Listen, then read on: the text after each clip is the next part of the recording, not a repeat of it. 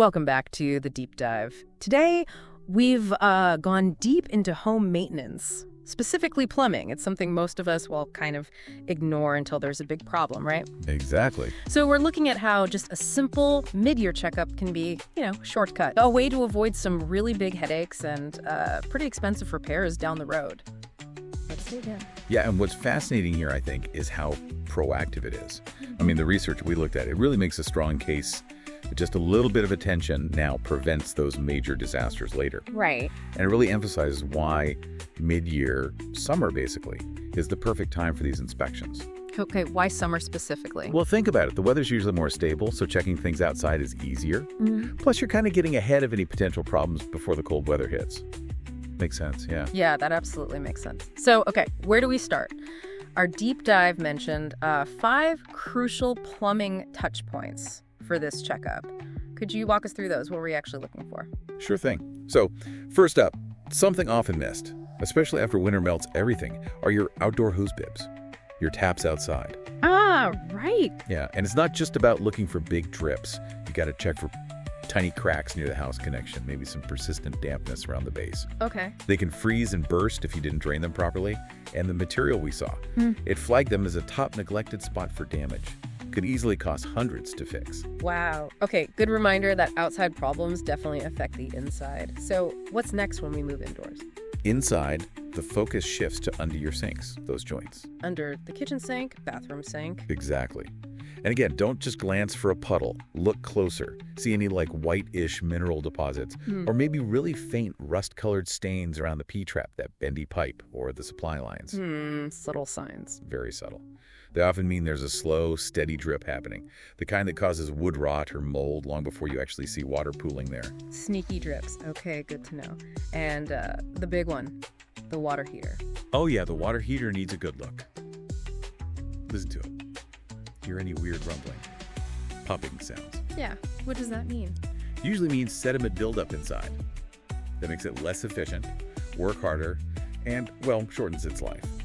Also, find the pressure relief valve. Check it for leaks or corrosion. And look for rust anywhere, especially around the bottom or where the pipes connect. Those are big red flags for leaks coming soon. You really don't want to ignore those signs. Sediment buildup. Okay, that's a key one. So that's 3 areas. What were the other 2 critical spots from our deep dive? Okay, number 4, the material really stressed was the main shutoff valve for the whole house. Ah, the emergency one. Precisely. It's your main control in a flood, but lots of homeowners, well, they never actually test it.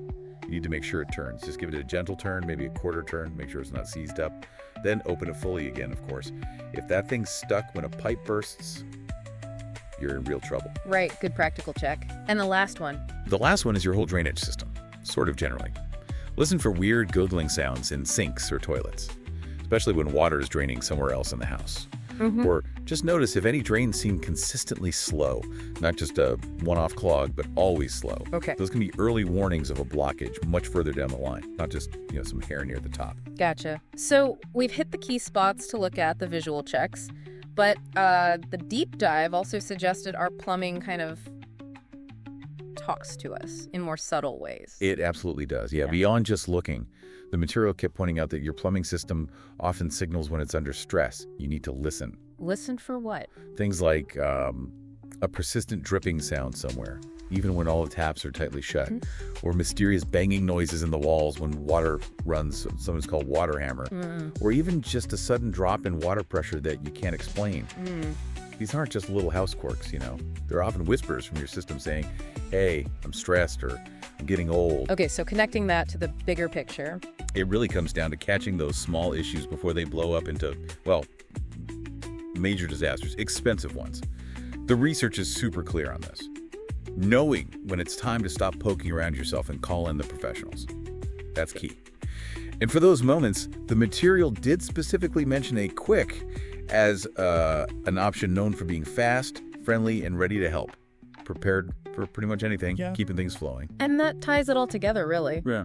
What our deep dive kept showing. Prevention is powerful, but also know when you need expert help. So it leaves us with a final thought, maybe something for you to chew on. Yep.